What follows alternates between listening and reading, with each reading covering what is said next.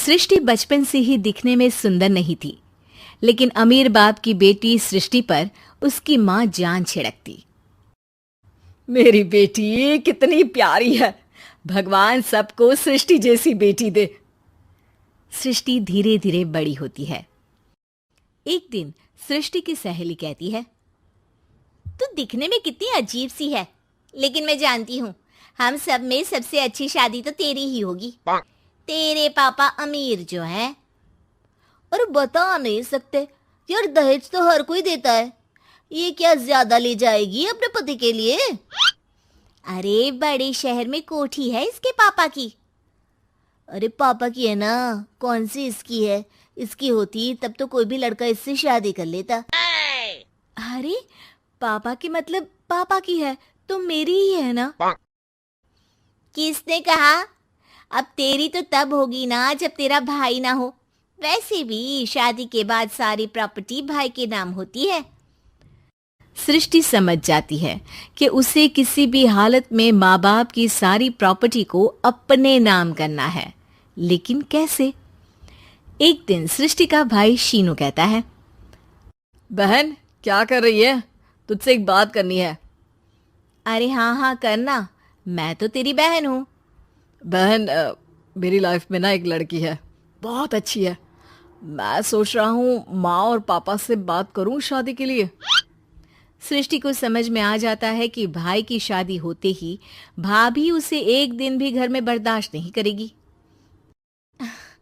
क्या बात है भाई, बताना कौन है वो? यार वो बहुत अच्छी लड़की है, पढ़ी लिखी है, मेरे साथ जॉब भी करती है। बस एक प्रॉब्लम है। प्रॉब्लम? क्या प्रॉब्लम है भाई? यार वो शादीशुदा है, लेकिन उसके पति ने उसे सिर्फ इसलिए छोड़ दिया क्योंकि उसके माँ बाप दहेज नहीं दे पाए।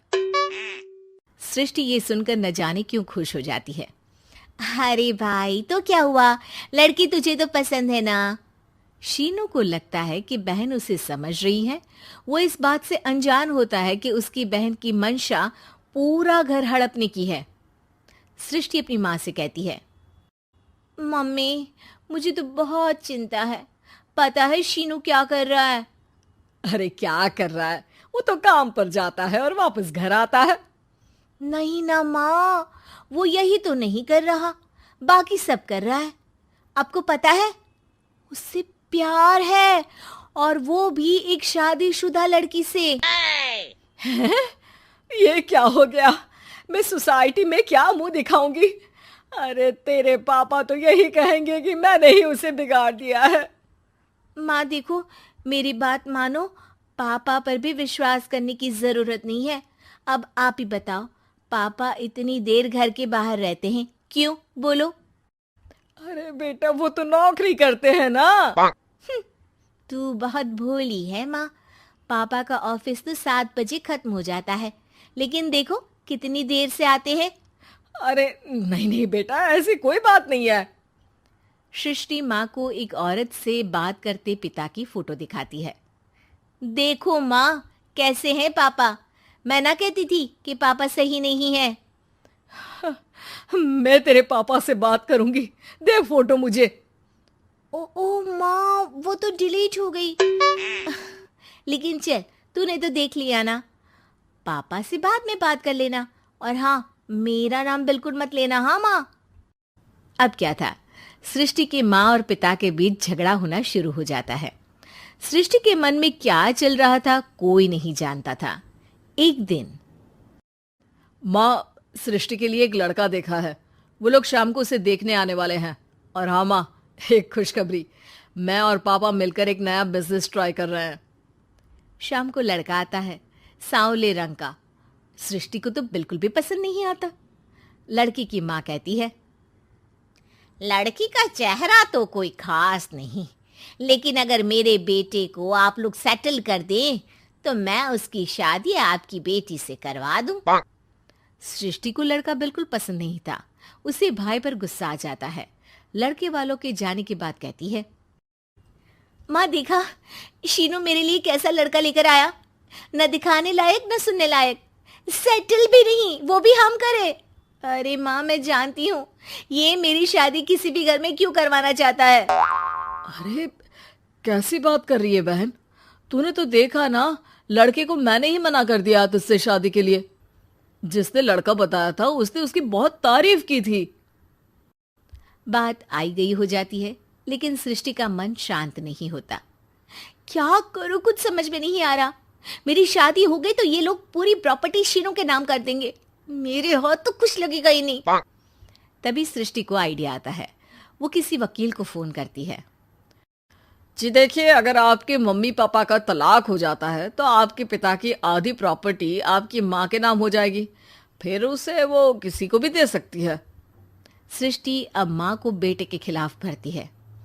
माँ, शीनू पर नजर रखा करो, वो जिस लड़की के प्यार में है ना वो शादीशुदा है।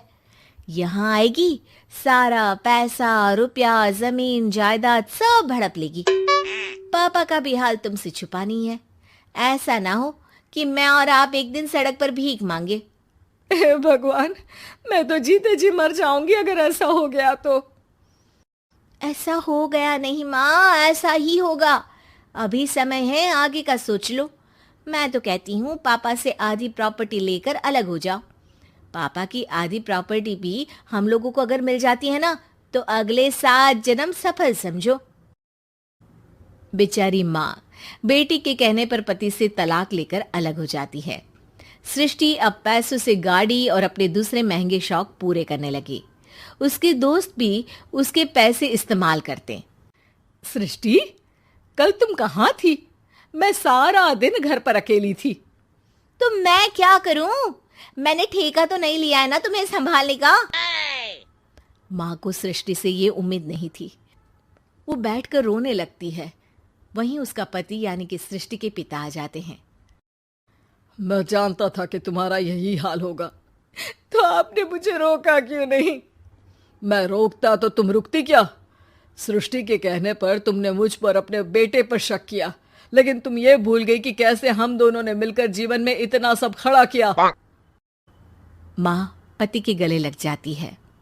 मुझे माफ कर दीजिए, मैंने आपकी कमाई का एक बड़ा हिस्सा गवा दिया। कोई बात नहीं, तुम साथ हो तो मैं ऐसी 7 प्रॉपर्टी खड़ी कर दूंगा।